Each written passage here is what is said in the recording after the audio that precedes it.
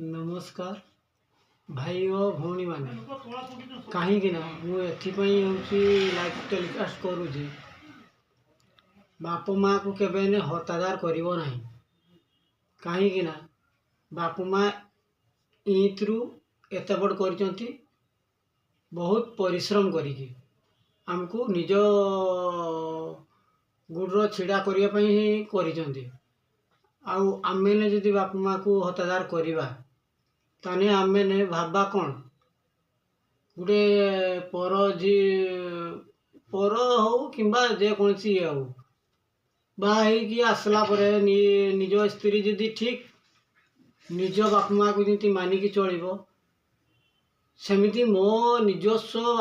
बाप माँ को मानिकी जदि चले ताने आमे भाबा जे प्रकृति मोर स्त्री मो पाई लकी आउ जदि न भावे ताने जानवी जे मो स्त्री मो पाई लकी नुहे बोली जदि भावे ताने मो पाई लकी बंद कर।